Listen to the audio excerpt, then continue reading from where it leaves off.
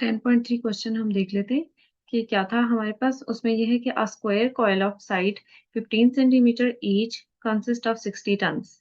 ठीक है, एक हमारे पास स्क्वायर कॉइल है और उसमें एक साइड पे कितने है टन, 60 टन है। Initially it is located in a uniform magnetic field of magnitude 0.8 Tesla. Uniform magnetic field के अंदर है जिसकी मैग्नेटिक फील्ड कितनी है, 0.8 टेस्ला है।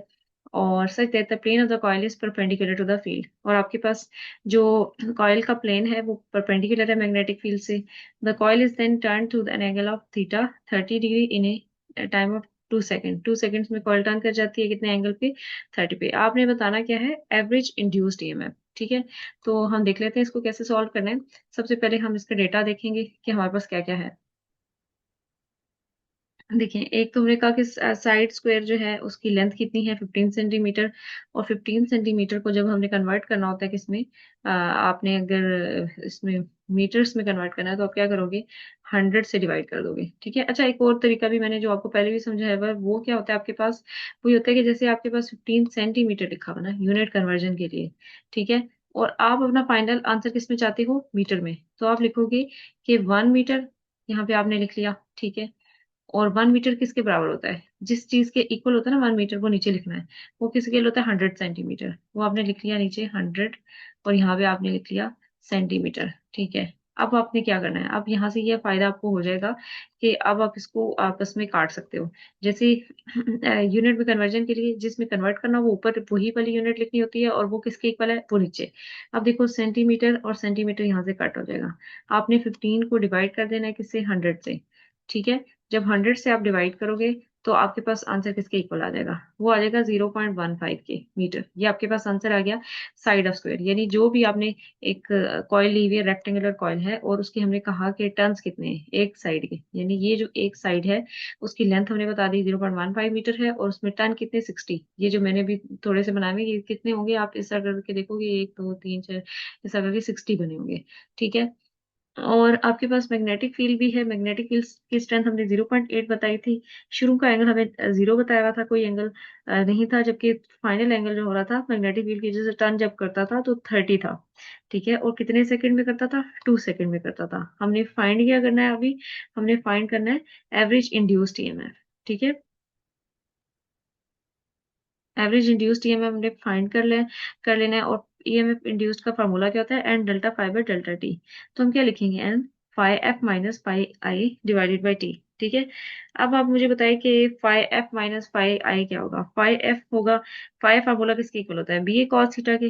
तो हम लिखेंगे B A cos theta F minus B, और ये इनिशियल वाला क्या है, B A cos theta I. ठीक है, ये फाई इसके बराबर आ गया डेल्टा टी।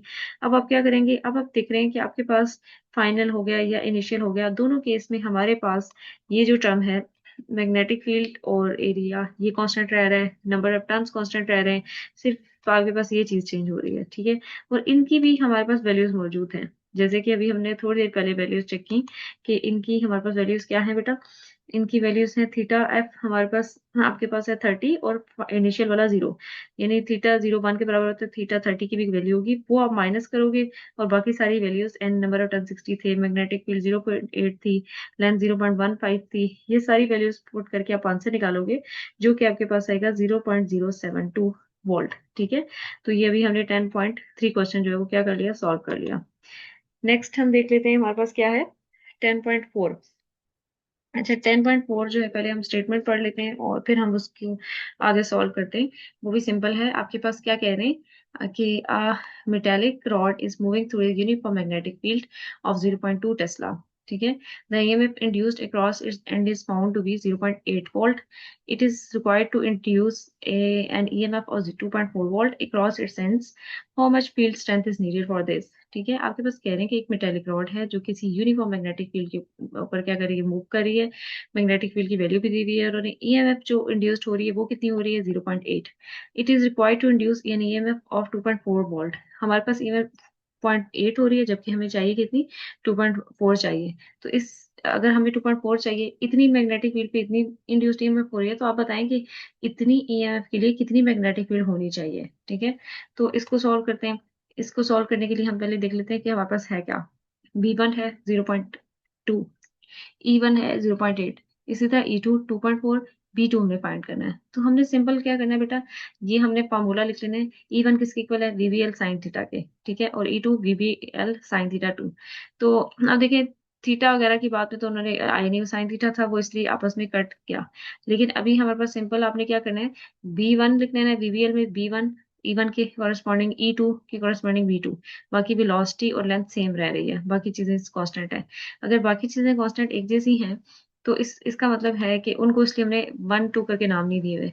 वेलोसिटी के साथ वेलोसिटी नीचे कट हो जाएगा, लेंथ के साथ लेंथ कट हो जाएगा। आपके पास E1/E2, B1/B2 बन जाएगा। आप लिखेंगे E1/B1 और E2/B2 लिख लिया। अब यहाँ से इसको मजीद अरेंज करेंगे, B2 हम इधर ले जाते हैं इस साइड पे, बाकी ये दोनों चीजें दूसरी साइड पे ले आते हैं। दूसरी साइड पे लेके आएंगे तो B1 ऊपर आ जाएगा, जैसे यहाँ पे आ गया। और और आपके पास क्या आ जाएगा, हाँ जी, B2 उधर आ गया, और यहाँ पे E2 ऊपर आएगा और E1 नीचे आएगा, ठीक है। ये E2 है, E2 आना चाहिए, और ये E1 आना चाहिए, ठीक है, इसको करेक्ट कर लीजिएगा। तो B2 आपके पास 2.4, और ये 0.8, और यहाँ पे 0.2, तो आंसर आ जाएगा 0.6 टेस्ला। ये आपके पास आंसर बन होगा, ठीक है। ये आपके पास हमने फाइंड कर लिया, सिंपल, हमारे पास दो चीजें थी, हमने रेशो करके और उसका आंसर फाइंड कर लिया। आगे हम 10.5 देखते हैं कि हमारे पास क्या है। 10.5 क्वेश्चन में आपको कह रहे हैं, a copper ring has a radius of 4 centimetre and resistance of 1 milli ohm. A magnetic field is applied over the ring. आप मैग्नेटिक फील्ड अप्लाई कर रहे हो, ठीक है, perpendicular to its plane. If the magnetic field increases 0.22 0.4 tesla in a time interval of 5 into 10⁻³ what is the current in the ring during this interval. Current क्या होगा। अच्छा, अब हमें क्या चीजें पता चल रही हैं, एक हमें रेडियस पता चल रहा है, रिंग जो है उसका रेडियस 4 सेंटीमीटर है। सेंटीमीटर से हमें ऑलरेडी पता चल रहा है कि हमें इसको मीटर्स में कन्वर्ट करना होगा, जैसे मैंने अभी पिछले न्यूमेरिकल में आपको बताया। रेजिस्टेंस कितनी है आपके पास, 1 मिली ओम। तो ये भी हम लिख नोट कर लेंगे। मैग्नेटिक फील्ड जो है वो आपके पास चेंज हो रही है 0.2 से 0.4, यानी डेल्टा भी आपके पास है। और टाइम इंटरवल कितना आ जाएगा आपके पास, टाइम इंटरवल आ जाएगा ये, ठीक है। अब आपने करंट फाइंड करना है, तो आपने ऐसा फार्मूला लगाना है जिससे आप करंट फाइंड कर लो। देखो, क्योंकि रिंग है, तो रिंग टर्न का मतलब होता है कि कितनी दफा वो आपके पास ऐसे मुड़ी हुई है, एक हो गया, दो हो गया, तीन। लेकिन हमारे पास तो रिंग है तो वो एक ही दफा है। इसका मतलब है नंबर ऑफ टर्न कितने होंगे, 1। रेडियस 4 है। अब हमने इसको मीटर में करना है, तो 100 से डिवाइड करके आपके पास आंसर आ जाएगा 0.04। रेजिस्टेंस क्या है, मिली ओम, 1 × 10⁻³ ओम, ये आ जाएगा आपके पास। मैग्नेटिक फील्ड B1 आपके पास, ये B2 ये आ जाएगा फाइनल। और टाइम इंटरवल भी आपके पास डेल्टा टी टाइम भी आ गया, ठीक है, यानी इस खास इंटरवल पे आप नोट कर रहे हो। फिर उसके बाद आपने क्या करना है, आगे आप देखो कि आपने फाइंड क्या करना है, करंट।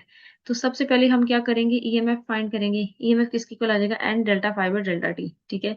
अब वो, और एन अगेन वही जो हमने अभी पिछले न्यूमेरिकल में किया था 10.3 में। यहाँ पे आपके पास क्या आ जाएगा, pi F minus pi I divided by delta T. Pi F किसके इक्वल है, बी ए के, और माइनस बी आई ए के, ठीक है, डेल्टा टी के इक्वल आ गया। फिर आप क्या करोगे, B F minus B I, और एरिया, क्योंकि एरिया भी हमने कॉमन निकाल लिया, एरिया चेंज नहीं हुआ, रिंग वैसे ही वो उसी सेम एरिया की रह रही है, तो वो पहले आ गया, यहाँ पे आ जाएगा डेल्टा टी।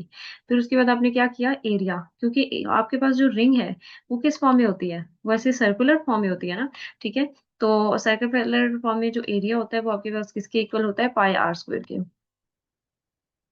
पाई आर, और यहाँ पे आप लिख लोगे स्क्वायर, ठीक है। तो इसका मतलब है ये आपने एरिया की जगह पाई आर स्क्वायर लिख दिया, नंबर ऑफ टर्न कितने थे, 1 था, वो हमने लिख दिया। अंदर क्या आ गया, B F minus B I, तो बी एफ की वैल्यू भी थी हमारे पास, बी आई की वैल्यू भी थी, ठीक है। अब आपने क्या किया, पाई की वैल्यू आपको पता है 3.14 है, और आर आपके पास क्या था, 0.04, उसका स्क्वायर हो गया। और नीचे आपने क्या लिख लिया, जो टाइम था, टाइम भी हमें गिवन था, ये था हमारे पास टाइम, ठीक है, इसकी वैल्यू लिखी। तो आपके पास अभी क्या आ गई, ईएमएफ। लेकिन हमने फाइंड क्या करना था, हमने फाइंड करना था करंट, ठीक है। तो अभी तो हमने ईएमएफ फाइंड की, ईएमएफ क्यों फाइंड की अभी मैं आपको बताती हूँ। हम आगे नेक्स्ट फार्मूला यूज करेंगे। नेक्स्ट फार्मूला क्या यूज करेंगे, आपके पास ये ईएमएफ आ गई ना। और फिर आप ये देखो कि मैंने ओहम लॉ आपको बताया था किसके इक्वल होता है, V is equals to I R, ठीक है, V is equals to I R के बराबर होता है। अच्छा, आप मुझे बताएं कि आपने आई अगर निकालना तो आप कैसे निकालोगे, आई के कर दोगे आप V डिवाइडेड बाय आर के, ठीक है, V डिवाइडेड बाय आर के। अब मुझे एक बात बताएं कि आपके पास जो V है ये क्या है, पोटेंशियल। और जो आपके पास इलेक्ट्रोमोटिव फोर्स होती है, वो भी मैंने आपको बताया था कि कोई फोर्स नहीं होती, वो भी एक्चुअली पोटेंशियल ही होता है, ठीक है। तो वो भी पोटेंशियल होता है, इसका मतलब है V पोटेंशियल की जगह हम इलेक्ट्रोमोटिव फोर्स लिख देंगे और डिवाइड बाय आर आ जाएगा। और जो ईएमएफ है, इलेक्ट्रोमोटिव फोर्स, उसकी वैल्यू अभी हमने फार्मूला लगा के फाइंड की, वो ये थी हमारे पास, ठीक है। अब वो वाली वैल्यू हम क्या करेंगे, इस ईएमएफ की जगह इंड्यूस्ड करेंगे, ठीक है। और आर की वैल्यू हमें गिवन थी 1 × 10⁻³ डेटा में गिवन थी क्वेश्चन में, वो हमने पुट की। तो यहाँ पे आपके पास 201 एम्पियर करंट आ रहा है। तो यहाँ से हमारे पास करंट की वैल्यू भी सिंपली हमने निकाल ली। अच्छा, आगे हम देखते हैं कि हमारे पास 10.6 पे क्या कह रहे हैं। 10.6 जो है ना, उसमें आपको कह रहे हैं कि a coil of 10 tons and 35 centimetre square area in a perpendicular magnetic field of 0.5 Tesla, the coil is pulled out of the field is 1.0 second. Find the induced EMF of the coil as it is pulled out of the field. आपको कह रहे हैं कि एक coil है जिसमें 10 turns है और एरिया कितना है, 35 सेंटीमीटर स्क्वायर है, मैग्नेटिक फील्ड की वैल्यू भी दी हुई है। कॉइल को हमने फौरन pulled out of the magnetic field, यानी हम उसे मैग्नेटिक फील्ड से कॉइल को फौरन बाहर निकाल लिया 1 सेकेंड में। तो ऑफ कोर्स हमें पता है, हमने खुद ही कहा था कि उसकी या तो हमारे पास कोई भी कंडक्टर है, चाहे कॉइल है, रिंग है, कुछ भी है, एक तो उसे मूव करना है मैग्नेटिक फील्ड के अंदर, इस वजह से उसमें इंड्यूस्ड ईएमएफ आ जाएगी, ठीक है। या एरिया को चेंज करना है। तो अभी हमने कॉइल को मूव किया कितने सेकंड में, 1 सेकंड में। आपने बताना है कि कितनी इंड्यूस्ड ईएमएफ इसमें आएगी। तो उसके लिए आप क्या करेंगे, देखिए नंबर ऑफ टर्न्स कितने थे, 10, एरिया कितना था, 35 सेंटीमीटर स्क्वायर, ठीक है। तो इसको अपने हमने मीटर स्क्वायर में कन्वर्ट करना है, तो हमें क्या करना पड़ेगा, आपके पास आप इसको डिवाइड करोगे, 100 से तो नहीं डिवाइड करोगे आप, क्योंकि आपके पास सेंटीमीटर का स्क्वायर। अच्छा, इसको भी मैं आपको बता देती हूँ कैसे होगा। जैसे देखिए, आपके पास एरिया मैंने अभी क्या बता दिया, कितना है, 35 सेंटीमीटर स्क्वायर, स्क्वायर है ना। तो इसको आप कैसे लिख सकते हो, आप इसको ऐसे भी लिख सकते हो, 35, यहाँ पे आप लिखोगे सेंटीमीटर और फिर सेंटीमीटर, ठीक है। अब इसका मतलब इसको कन्वर्ट किस में होना चाहिए, मीटर स्क्वायर में होना चाहिए, 1 मीटर और दूसरा मीटर। आप मुझे खुद बताएं, 1 मीटर के बराबर होता है 100 सेंटीमीटर के इक्वल होता है। इसी तरह यहाँ पे भी ये वाला मीटर भी किसके बराबर होगा, 100, और आगे साथ क्या आ जाएगा, सेंटीमीटर, ठीक हो गया। अच्छा, अब यहाँ से चीजें कटेंगी, चीजें कटेंगी कैसे, चीजें कटेंगी ऐसे कि यहाँ से सेंटीमीटर, सेंटीमीटर से सेंटीमीटर, सेंटीमीटर से कट जाएगा। आपके पास जो आंसर बच रहा होगा ना, वो होगा आपके पास 35, ठीक है। और अब बताएंगे क्या होगा, मीटर स्क्वायर, क्योंकि एरिया है तो एरिया की यूनिट सिंपल मीटर में नहीं आते, मीटर स्क्वायर में आती है, सेंटीमीटर स्क्वायर में। तो और साथ में हमारे पास और क्या हो रहा है, बल्कि यहाँ पे हमने एक गड़बड़ कर दी है कि क्या करेंगे हम, 35 और ये नीचे वाले 100 भी तो थे, ये जब ऊपर आएंगे, ये क्या हो जाएगा, माइनस के साथ पावर में आएंगे, और क्या होगा माइनस के साथ पावर में, 4, क्योंकि 4 जीरो है ना नीचे, ये आ जाएगा, और यहाँ पे क्या आ जाएगा, मीटर स्क्वायर। तो ये आपके पास अभी क्या आ गया, एरिया आ गया। यहाँ पे आप देखो, आपके पास एरिया ही आ रहा है, ठीक है। अच्छा, इसके बाद आप देखो कि आपके पास मैग्नेटिक फील्ड उन्होंने दी हुई थी, कि इनिशियली आपके पास मैग्नेटिक फील्ड थी, फाइनल मैग्नेटिक फील्ड 0 है। और क्योंकि फौरन जब आप कॉइल को बाहर निकाल लेते हैं, तो अभी या कंडक्टर को, तो आपके पास उस टाइम वो उसके पास कोई भी मैग्नेटिक फील्ड नहीं होगी, आपने मैग्नेटिक फील्ड से बाहर निकाल लिया।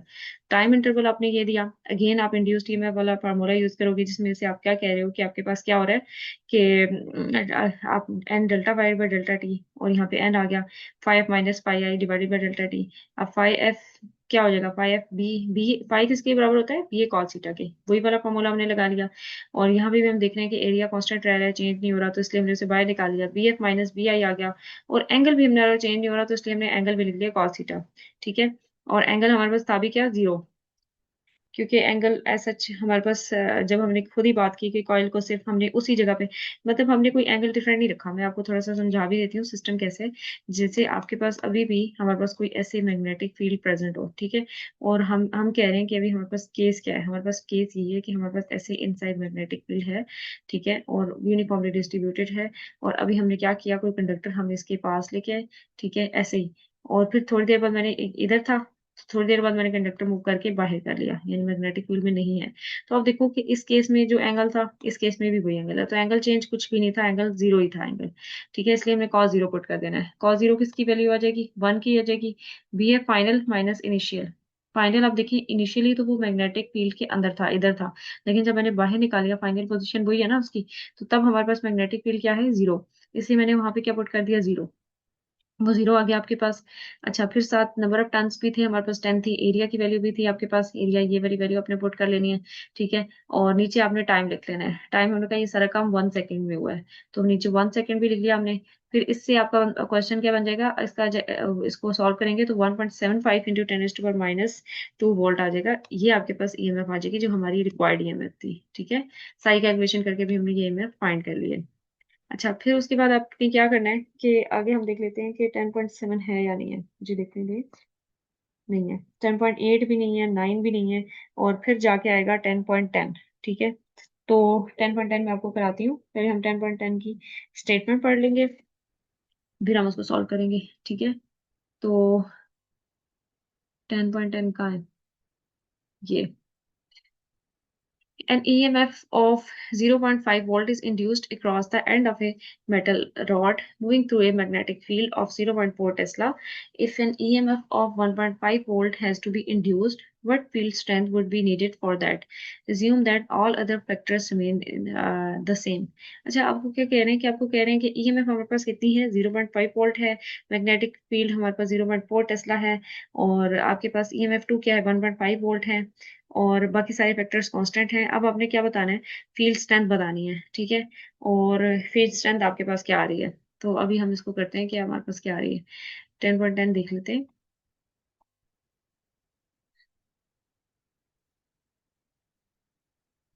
ये आपके पास induced EMF 1 0.5 volt, magnetic field 1 0.4, E2 आपके पास 1.5 वोल्ट, B2 क्या है।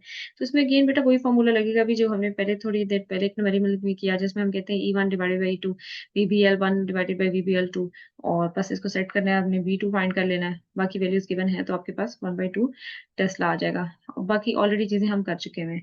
अच्छा, उसके बाद 10.10 के बाद खत्म हो रहे हैं, हाँ 11 और 12 भी आपके न्यूमेरिकल इंक्लूडेड नहीं है सिलेबस में, तो वो हम नहीं करेंगे।